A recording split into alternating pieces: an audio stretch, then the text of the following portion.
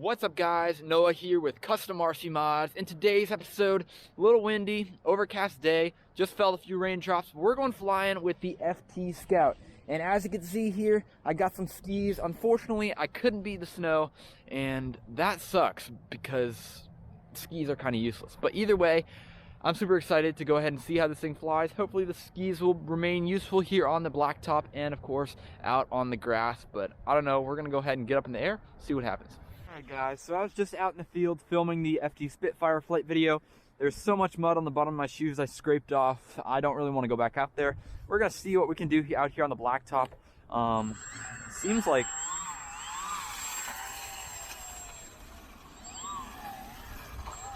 it taxis. That's nice. Oh, turn. Okay. That is tough. That is tough because now we can't go backwards or anything like that. That is a feature I'd really like if these planes had some reverse of some sort, but either way, I guess you can't get everything you want. Oh my gosh. A little bit too much drag there.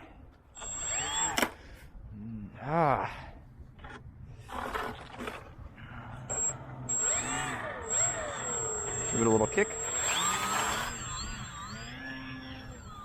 Alright, we're up in the air. I'm flying with gloves on, which is something I don't normally do, if I can help it. The Scout is flying just fine.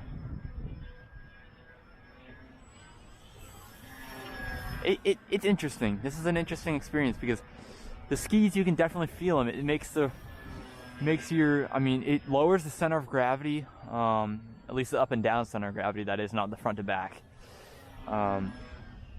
But you can definitely feel it. It definitely has a little more kind of a self-righting, just because almost like a pendulum wants to have the heaviest part at the bottom. The 3D printed skis altogether weigh around 70 grams with the landing gear assembly installed. And overall, I mean, it's up in the air. CG is preserved. Obviously I had to move my battery back a little bit, but I mean, hey, here we are. Definitely need to add some aileron expo because you guys could see I'm kind of flinging things around, and this plane is very sensitive on the roll axis with these large control surfaces. I've upped my rates recently, so that definitely might be why, but overall, I mean, not too bad. I want to see if we can do a touch and go on the grass without nosing this thing over. I'm not totally sure how this is going to work out, and I'm totally expecting bad results, but here we go. Yeah. Needs to have at least some like water or something on the ground, because I was noticing I could taxi around, but as soon as I got to the different part of the blacktop, that was just not a good match. So I guess let's go over to the blacktop here and we'll see if we can go ahead.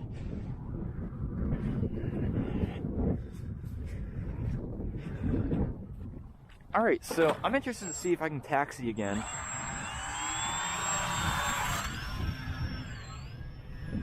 So we're out and up. I'm gonna just see if we can go ahead and land.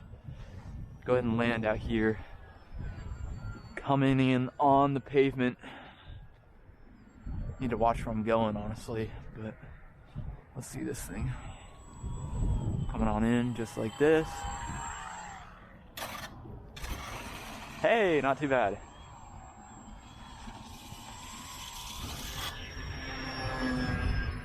I'm gonna go over here because I have a little bit long of a strip.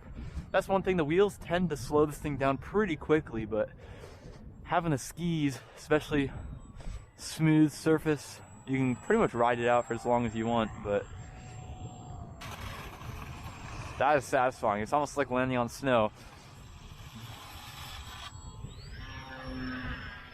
This is interesting. Interesting, very interesting. Oh my gosh, that's a tree there. I tapped the tree. I tapped that tree. Holy cow.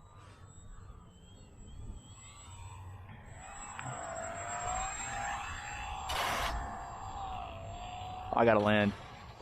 There's no out.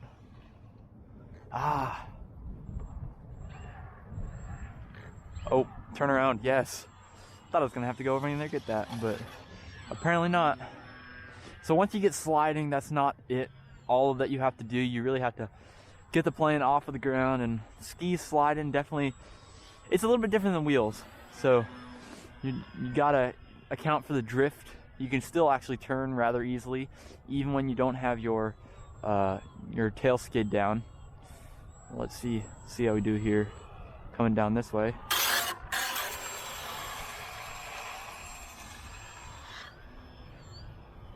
So we're way out there. Bring it on around.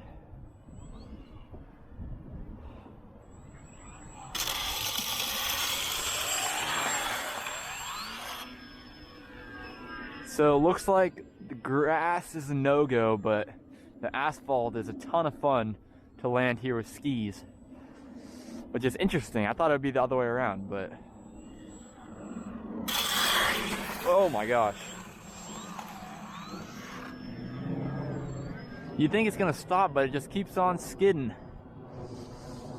Had to jump over at that time, but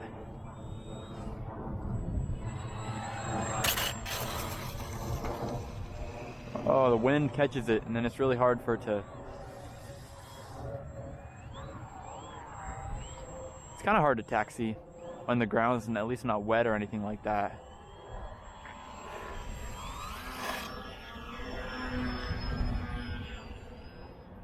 This is really interesting. It's not definitely not something you... I mean, I don't prefer this from wheels.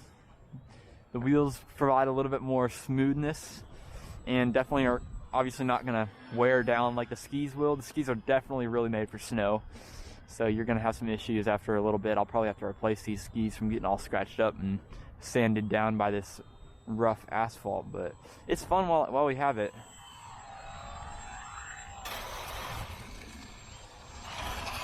Turn around, come on, come on. Oh, we're gonna miss the parking curve narrowly.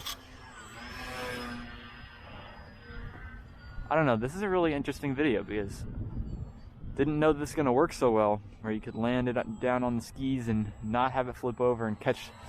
Oh my gosh. Okay, there's a bump and go. That was an interesting occurrence there. I mean, at least, again, that would be an ideal situation for a nose over to occur, but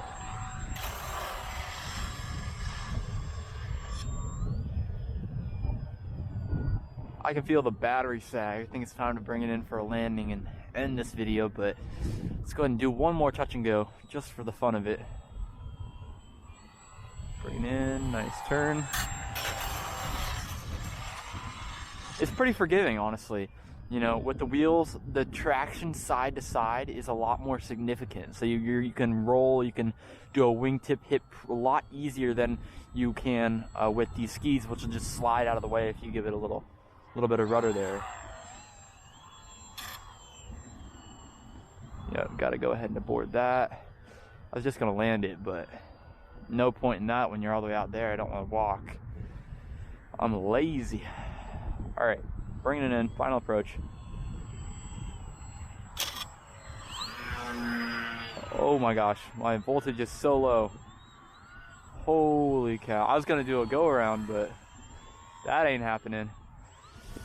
Whoa my gosh. Okay, that could have been worse. It could have been worse. I'm sticking with that. I should have just landed it. Check out the damage. Okay, so looks like the top, the visible side is fine. Got a little bit of wrinklage on my aileron here, but you know, that's kind of what you expect. Okay, so now it's back on the back wingtip there, but either way, not too bad. Skis are getting some wear for sure, but again, what do you really expect? So, all right, that was not the way I wanted to end this video, but sometimes you don't get to choose. Looks like my landing gear's coming off a little bit too. I need to go ahead and re-glue that in place, but either way, that's gonna wrap it up for the video. That was a lot of fun. We're gonna have to revisit that somehow, especially when the snow falls and it's a little bit more proper for these skis, but that's gonna wrap it up. Thanks for watching. I'll see you later.